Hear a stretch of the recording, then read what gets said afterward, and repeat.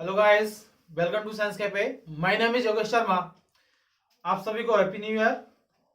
Numbers की हार्दिक शुभकामनाएं। उम्मीद है कि ये जो साल है आपके जीवन में बहुत सारी खुशियां लाए, आप सफल हो अपनी जिंदगी में। चलिए स्टार्ट करते हैं आज की इस क्लास को, जहां पर हम अधिगम के बारे में जो है लर्निंग कर रहे हैं, पढ़ रहे हैं। सॉरी, अधिगम के बारे में हमने अधिगम के सिद्धांतों के बारे में चर्चा की थी। ऑलमोस्ट सभी जो सिद्धांत हैं अधिगम से जुड़े हुए, उनके बारे में हमने चर्चा कर ली है, डिटेल डिस्कशन किया है। आज हम यहाँ पर अधिगम के जो प्रभावित करने वाले जो कारक हैं, उन कारकों के बारे में जानकारी प्राप्त करना प्रारंभ करेंगे। आप यदि इस चैनल पर पहली बार वीडियो देख रहे हैं तो चैनल को सब्सक्राइब करें, साथ ही साथ अपने दोस्तों को भी शेयर करें। तो चलिए आज की ये वीडियो क्लास स्टार्ट करते हैं।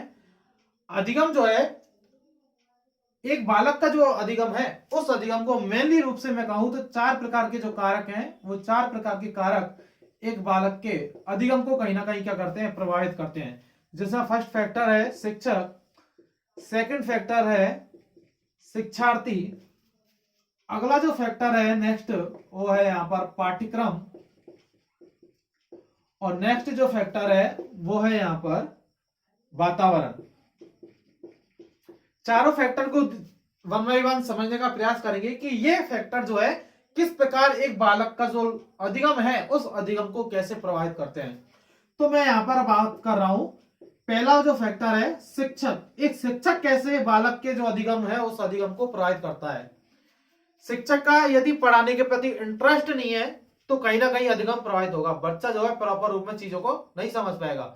हो सकता है शिक्षक जो है किसी विषय वस्तु को पढ़ा रहा है और वो उस विषय वस्तु में कतई इंटरेस्ट नहीं रखता है, तो यहाँ पर प्रॉपर रूप से जो है लर्निंग नहीं देखी जाएगी, क्योंकि ना तो शिक्षक इंटरेस्ट है और कहीं ना कहीं छात्र जो हैं वो छात्र यहाँ पर उस विषय वस्तु को समझ नहीं पा रहे हैं। तो पहला पॉइंट इसमें होगा शिक्षक का पढ़ाने के प्रति रुचि। ये जो इंटरेस्ट है ये कहीं ना कहीं क्या करेगा, अधिगम को बहुत ज्यादा प्रभावित करेगा। सेकंड पॉइंट की मैं यहां पर बात करूं कि शिक्षक जो है, शिक्षक पढ़ाते समय उदाहरणों का, एग्जाम्पल्स का जो है उपयोग करता है या नहीं करता है। अर्थात एक शिक्षक जो है शिक्षार्थियों को पढ़ा रहा है, विद्यार्थियों को पढ़ा रहा है, और कहीं ना कहीं वो विषय वस्तु को यदि लोकल क्षेत्र से या जो लोकल जो एग्जाम्पल होते हैं उनसे यदि कनेक्ट नहीं करेगा तो बच्चों के हो सकता है समझ में नहीं आए। तो सेकंड जो पॉइंट होगा वो क्या है, उदाहरणों का प्रयोग। ठीक है, अगला जो पॉइंट है वो है शिक्षकों की व्यावसायिक योग्यता। क्या? व्यावसायिक योग्यता। व्यावसायिक योग्यता का मतलब है यहां पर कि उन्होंने शिक्षक से जुड़ा हुआ कोई जो विशेष डिप्लोमा जो होता है, जिसको हम बीएड या एसटीसी कहते हैं, ये किया हुआ है या नहीं। ये कहीं ना कहीं एक शिक्षक जो प्रक्रिया है उसको कहीं ना कहीं प्रॉपर रूप से सही करता है, क्योंकि ये जो बीएड एसटीसी वगैरह जो होते हैं, यहाँ पर शिक्षक जो है कैसे एक शिक्षक को बालकों के प्रति व्यवहार करना चाहिए, कैसे पढ़ाना चाहिए, वो सारी चीजें इन बीएड एसटीसी जो योग्यताएं हैं यहाँ पर सिखाई जाती है। तो ये कहीं ना कहीं चीजें प्रभावित करती हैं। एक मेन फैक्टर है कि शिक्षक का विद्यार्थियों के प्रति जो दृष्टिकोण है, क्या? विद्यार्थी के प्रति दृष्टिकोण, नजरिया, जिसको हम कहेंगे कि शिक्षक जो है वो विद्यार्थियों के प्रति उसका दृष्टिकोण कैसा है, पॉजिटिव है या नेगेटिव है। ये दृष्टिकोण कहीं ना कहीं क्या करेगा, शिक्षक अधिगम की प्रक्रिया में जो है अधिगम को क्या करेगा, प्रभावित करेगा। ठीक है, बच्चे के प्रति एक शिक्षक का यदि अच्छा व्यवहार है तो बच्चे जो है टीचर से अच्छी प्रकार से कनेक्ट हो पाएंगे। यहाँ पर शिक्षक का जो व्यवहार है वो भी बहुत ज्यादा इंपॉर्टेंट रोल प्ले करेगा, क्योंकि कहीं ना कहीं देखा जाएगा कि शिक्षक का यदि बच्चों के साथ अच्छा व्यवहार है, घुलनशील व्यवहार है, तो बच्चे टीचर से बहुत ज्यादा अट्रैक्ट होते हैं, और जब अट्रैक्ट होते हैं तो बच्चों का जो अधिगम है, जो लर्निंग जो है वो बहुत ज्यादा अच्छे तरीके से होती है। अर्थात टीचर उसी विषय से जुड़ कनेक्ट हो पाते हैं, वही विषय शिक्षार्थियों को या विद्यार्थियों को अच्छी लगती है, जहां पर टीचर जो है वो टीचर का व्यवहार जो है वो कहीं ना कहीं सही देखने को मिलता है। अर्थात एक अच्छे टीचर की विषय वस्तु से ही विद्यार्थी जो है वो कहीं ना कहीं कनेक्ट हो पाते हैं। बात आ रही है ना समझ में? अगला जो पॉइंट है वो है नवीनतम शैक्षिक उपकरणों का प्रयोग। नवीनतम शैक्षिक उपकरणों का प्रयोग।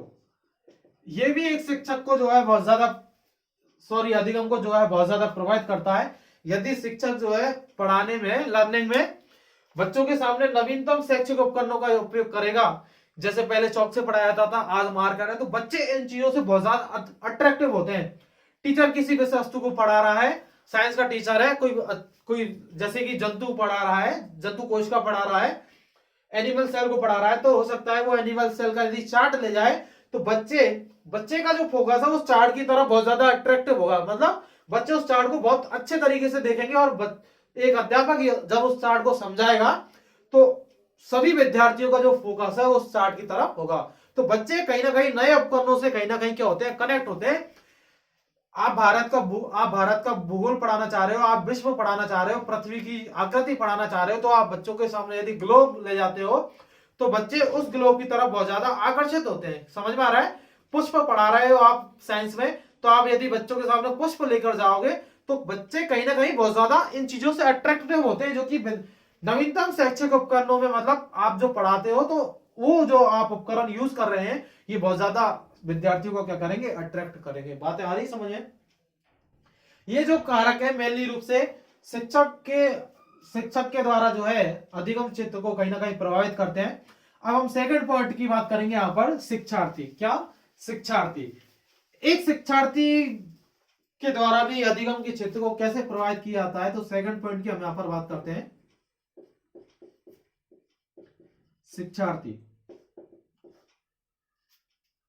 शिक्षार्थी की हम बात करें तो एक बच्चा जो है कब नहीं सीख पाएगा, कब सीख पाएगा, वही चीज इंपॉर्टेंट होती है। तो इसमें भी सबसे पहला पॉइंट है विषय वस्तु में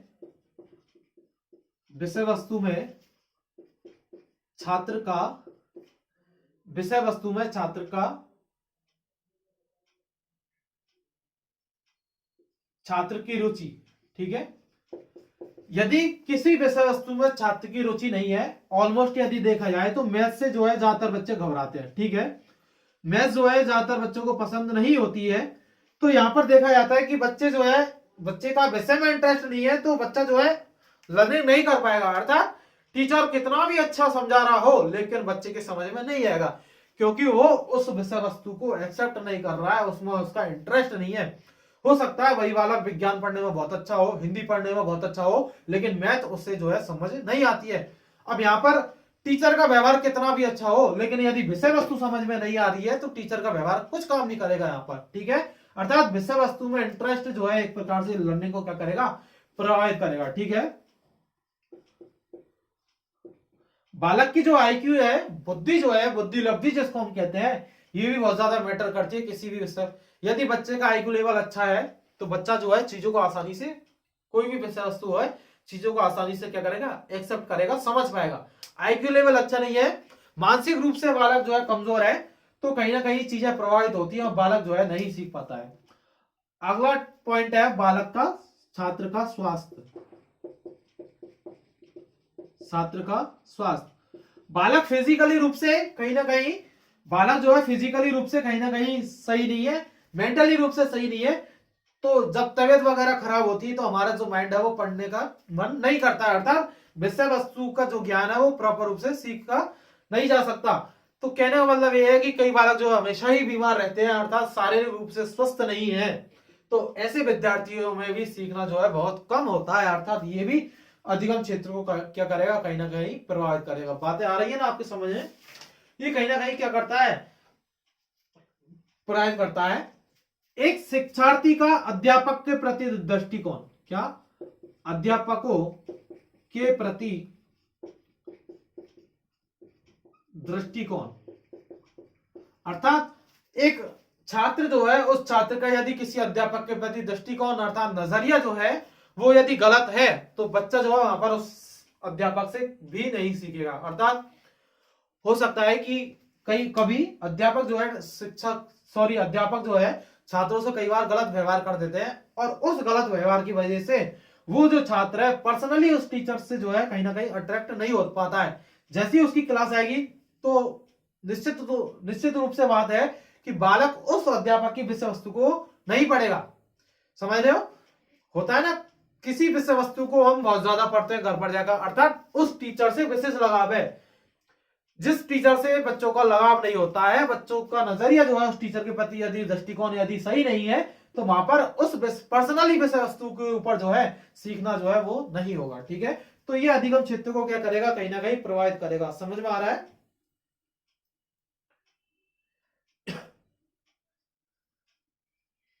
यदि बालक थका हुआ है तो वहां पर भी लास्ट पीरियड जो होता है हमारा स्कूल का, लास्ट पीरियड जो होता है उस पीरियड में ऑलमोस्ट जो बच्चे हैं वो पढ़ने का मन नहीं करते हैं। ठीक है, क्योंकि उस पीरियड तक बच्चे जो है थक जाते हैं। इसलिए हो सकता है कि लास्ट में जिस टीचर का जो पीरियड आ रहा है वहां पर बच्चे प्रॉपर रूप में अधिगम नहीं कर पा रहे हैं। इसका मतलब क्या है कि बच्चे वहां पर थकावट महसूस करते हैं और उस थकावट की वजह से जो है लर्निंग जो है कहीं ना कहीं क्या होती है, प्रभावित होती है। बात आ रही समझ में? तो ये कुछ पॉइंट हैं जो कि एक शिक्षार्थी को कहीं ना कहीं अधिगम क्षेत्र से क्या करते हैं, प्रभावित करते हैं। बात आई समझ में? अब हम बात करेंगे अगले पॉइंट की, जहां पर है पाठ्यक्रम। क्या? पाठ्यक्रम, करिकुलम जिसको हम कहते हैं। पाठ्यक्रम जो है, पाठ्यक्रम एक अधिगम क्षेत्र को जो है बहुत ज्यादा प्रभावित करता है। एक शिक्षक और एक छात्र को जो जोड़ने का कार्य करता है वो क्या है, पाठ्यक्रम। शिक्षक पाठ्यक्रम के अनुसार ही पढ़ाता है, छात्र उसी पाठ्यक्रम के अनुसार पढ़ते हैं। ठीक है, ये पाठ्यक्रम बच्चों को बहुत ज्यादा प्रभावित करेगा।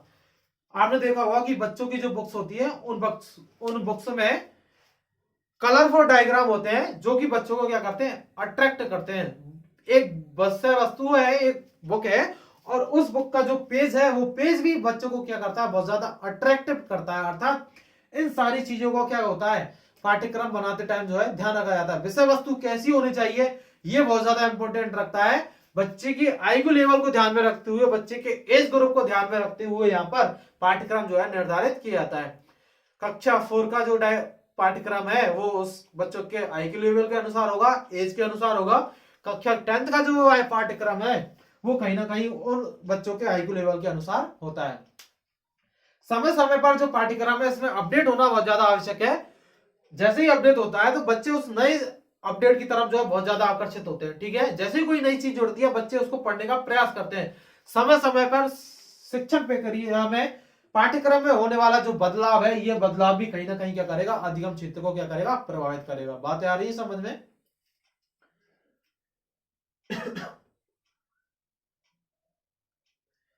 पाठ्य सहगामी क्रियाएं जो है वो पाठ्यक्रम सहगामी क्रियाएं भी एक प्रकार से एक बालक के जो अधिगम है उस अधिगम को क्या करती है, बहुत ज्यादा प्रभावित करती है। लास्ट जो पॉइंट है वो है वातावरण। वातावरण अर्थात बालक जिस क्षेत्र में अधिगम कर रहा है, जिस जगह आपका विद्यालय है, जिस जगह आप पढ़ते हो, वो वातावरण भी क्या होना चाहिए, अनुकूल होना चाहिए। अर्थात विद्यालय का जो वातावरण है, विद्यालय के आसपास जो है ज्यादा शोर शराबा ना हो, अर्थात इंडस्ट्रियल एरिया ना हो, जहां पर रेलवे स्टेशन या बस स्टैंड वगैरह, जो एयरपोर्ट वगैरह उनसे दूरी पर हो, जिससे कि बच्चे जो है बार बार में किसी भी प्रकार का जो शोर शराबा है जो कि बच्चों को जो है बहुत ज्यादा प्रभावित करता है, हो सकता है उनका लर्निंग क्षेत्र जो है, वातावरण जो है बहुत ज्यादा इंपॉर्टेंट प्ले करता है, यहाँ पर रोल प्ले करता है, क्योंकि वातावरण जो है मस्ट है। अर्थात बच्चा जिस वातावरण में सीख रहा है वो वातावरण बच्चे के अधिगम को बहुत ज्यादा प्रभावित करेगा। शहरी वातावरण और ग्रामीण वातावरण की हम बात करें तो बच्चा जिस समाज में रहता है वो समाज भी उसी वातावरण में है। अर्थात हम जिस क्षेत्र में रह रहे हैं वो क्षेत्र हमारा वातावरण ही है, जहां पर उस वातावरण में पाए जाने वाले लोग और वो वातावरण दोनों ही यहाँ पर बच्चे के अधिगम क्षेत्र को क्या करेंगे, कहीं ना कहीं प्रभावित करने का कार्य करते हैं। ठीक है, अधिगम वातावरण अच्छा है, पढ़ने के लिए अनुकूल है तो सीखना क्या होगा, बहुत अच्छा होगा। यदि वातावरण अनुकूल नहीं है तो सीखना जो है वो प्रभावित होगा।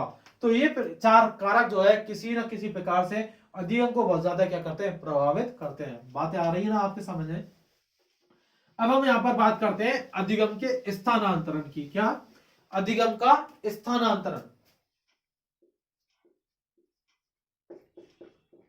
अधिगम स्थानांतरण। अधिगम स्थानांतरण क्या होता है, इस चीज को समझने का प्रयास करते हैं। अधिगम मतलब लर्निंग, स्थानांतरण मतलब ट्रांसफर।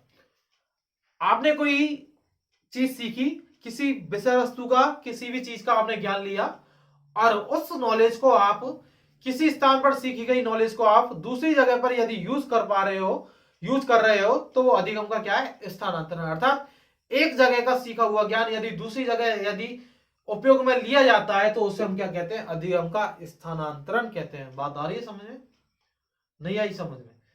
अधिगम का स्थानांतरण मतलब आपने कोई किसी विषय, यदि आपने मैथ को पढ़ा हुआ है, तो मैथ आपने पढ़ी है, मैथ में न्यूमेरिकल्स की है, तो मैथ पढ़ने वाला जो व्यक्ति, जो छात्र है, सॉरी, मैथ पढ़ने वाला जो छात्र है, वो फिजिक्स में कहीं ना कहीं जो है उसको आसानी होती है, क्योंकि फिजिक्स जो है मैथ से ही जुड़ा हुआ है। अर्थात उसमें कुछ चीजें जो है वो कहीं ना कहीं मैथ से जुड़ती है, और बच्चा वो जो है वहां पर अच्छे से कार्य कर पाता है।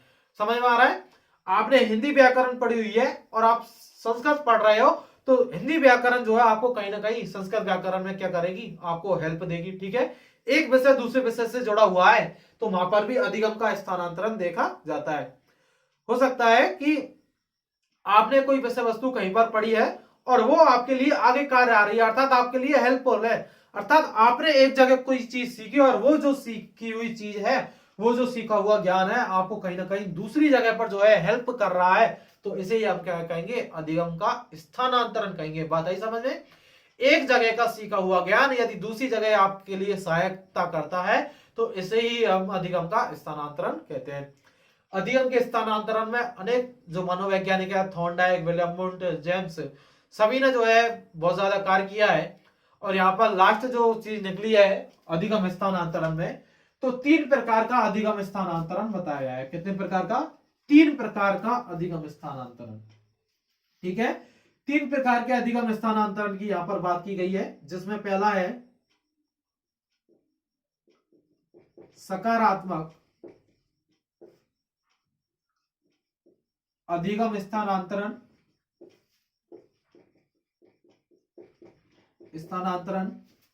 सेकंड है नकारात्मक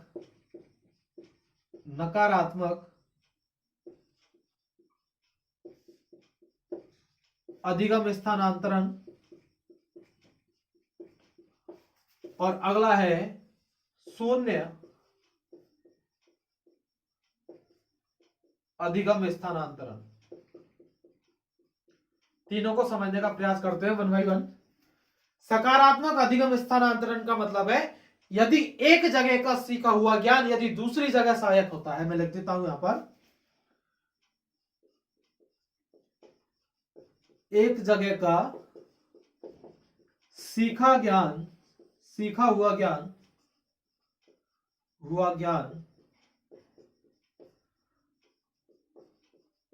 दूसरी स्थिति में सहायक होता है, तो इसे सकारात्मक अधिगम स्थानांतरण कहेंगे। जैसे यदि आपने साइकिल चलानी सीखी है, तो आप बाइक जो है वो चला पाओगे। ठीक है, अर्थात बैलेंस आपको आता है। आप यदि स्कूटी चला लेते हो, तो आप जो है बाइक भी चलाना सीख जाओगे। ठीक है, कुछ चीजें क्या करेंगी, वहां पर हेल्प करेंगी। ठीक है, तो ये कैसा अधिगम हुआ? सकारात्मक। हो सकता है जिसने संस्कृत पढ़ लिया है वो हिंदी आसानी से पढ़ना सीख जाएगा। ठीक है, तो चीजें यदि काम आ रही है, एक कंडीशन में सीखा हुआ जो ज्ञान है, एक कंडीशन में सीखी हुई जो नॉलेज है, यदि सेकंड कंडीशन में यदि वो आपके लिए हेल्पफुल है, तो वहां पर सकारात्मक अधिगम स्थानांतरण कहलाएगा। और यदि एक स्थिति में सीखा हुआ ज्ञान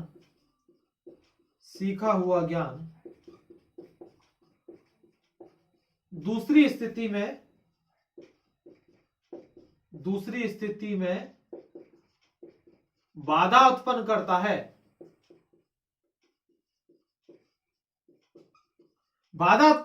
तो वहां पर नकारात्मक अधिगम स्थानांतरण होगा। अर्थात कहने का मतलब यह है कि एक व्यक्ति है, उसने स्कूटी चलानी सीख ली है, लेकिन जैसे ही उसको बाइक चलाने के लिए बैठा जाएगा तो उसको कहीं ना कहीं क्या आएगी, प्रॉब्लम आएगी। अर्थात गियर वगैरह में कोई प्रॉब्लम आ सकती है और कोई प्रॉब्लम आ सकती है। अर्थात अर्थात एक के व्यक्ति, बाइक चलाने वाला व्यक्ति फोर व्हीलर नहीं चला सकता, क्योंकि वहां पर चीजें अलग हैं।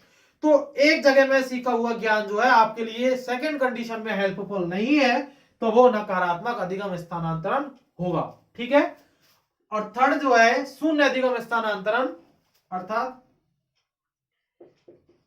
एक स्थिति का सीखा हुआ ज्ञान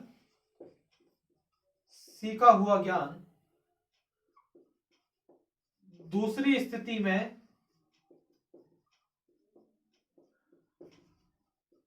ना सहायक होता है, ना ही बाधा उत्पन्न करता है, ना ही बाधा उत्पन्न करता है। तो इसे हम क्या कहेंगे, शून्य अधिगम स्थानांतरण। मतलब आपने एक जो नॉलेज गेन की है वो नॉलेज ना तो आपको बाधा उत्पन्न कर रही है और ना ही आपको जो है हेल्प दे रही है, तो इसे हम शून्य अधिगम स्थानांतरण कहेंगे।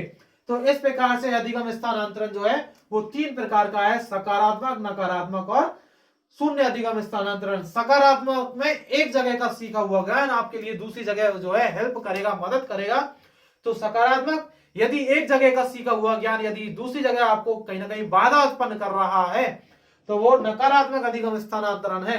और यदि ना तो आपको सहायता कर रहा है और ना ही आपको बाधा उत्पन्न कर रहा है तो वो शून्य अधिगम स्थानांतरण है। इस प्रकार अधिगम स्थानांतरण जो है मेनली तीन रूप से बताया गया है। यहां पर ये जो अधिगम वाली यूनिट है हमारी वो कंप्लीट होती है। यदि आपको ये वीडियो पसंद आया है तो अपने दोस्तों को शेयर करें, साथ ही साथ चैनल को सब्सक्राइब करें। मिलते हैं फिर अगले नए टॉपिक के साथ नेक्स्ट वीडियो में। तब तक के लिए अपना ख्याल रखिए, खुश रहिए। Thank you, bye.